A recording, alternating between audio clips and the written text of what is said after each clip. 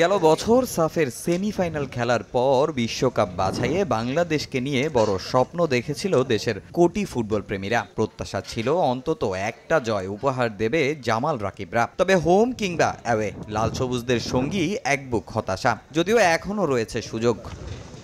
Kings অ্যারেনায় সবশেষ ফিলিস্তিনের বিপক্ষে ম্যাচের পুরোটা সময় দারুণ খেললেও নিজেদের সামান্য ভুলেই অতিরিক্ত সময় গোল হজম করতে হয় লাল সবুজদের। আগের ম্যাচগুলোতেও রক্ষণভাগের ভুলে মাসুল গুনেছে বাংলাদেশ। এবার ঘরের মাঠে আবারও বড় চ্যালেঞ্জের সামনে দাঁড়িয়ে কাবরেরার শিষ্যরা। 6 জুন অস্ট্রেলিয়ার বিপক্ষে খেলবে তারা। এরপর রয়েছে লেবানন ম্যাচ, আর এই দুই ম্যাচে কোনো ভুল করতে চান না জামালরা। আগে তো অস্ট্রেলিয়া ম্যাচ, ওইটা আগে চিন্তা করতে হবে, তারপরে লেবানন ম্যাচ। বাট দুইটা ম্যাচ ইম্পর্টেন্ট, অফকোর্স গোল করতে হবে আর ভালো ডিফেন্ড করতে হবে।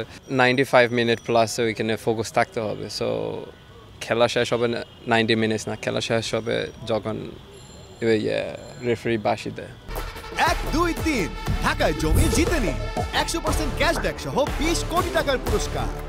ডিফেন্ডিং দিকে একটু খেয়াল দেওয়া উচিত, কারণ আমাদের এখানে লাস্ট ম্যাচটা কিন্তু খুব ভালো খেলছি। তো আসলে সবাই ভালো খেলছি, লাস্ট 2-1 মিনিটে আমরা কনসেন্ট্রেশন হারাই ফেলাই, যার কারণে আমরা কিন্তু গোলটা কনসিড করি। কিন্তু আগের থেকে আমাদের ফুটবল আমরা ডেভেলপ করছি।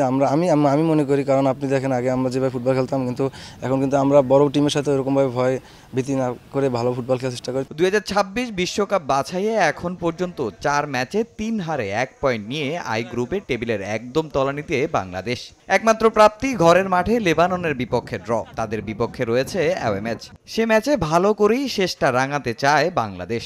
একটা চেইনের যদি একটা অংশ খুলে যায় তাহলে পুরো চেইনটাই কলাপস হয়ে যায়। সো আমি মনে করি যে আমাদের টিমের 11 জন প্লেয়ারই ইম্পর্টেন্ট। এখন কোন জায়গাটা বেশি ইম্পর্টেন্ট সেটা ম্যাটার করে না। ন্যাশনাল টিমে যখন আমরা যাই তখন আসলে কোনো ক্লাবকে প্রতিনিধিত্ব করি না। আসলে আমরা আলটিমেটলি আমরা যে 23 জন অথবা 25 জন অথবা 30 জনই যাই না কেন, এটা আমরা দেশকে প্রতিনিধিত্ব করি। সো ওটা আমাদের জন্য অনেক গর্বের বিষয় এবং আমরা ওইখানে থেকে আমাদের সর্বোচ্চটা দেওয়ার চেষ্টা করি। হোম ম্যাচে যেহেতু লেবাননের সাথে ড্র করতে পেরেছি, যদি আওয়ে ম্যাচে আমরা পয়েন্ট নিতে পারি তাহলে আমাদের এই বছরের ন্যাশনাল টিমের একটা ভালো শেষ করতে পারবো।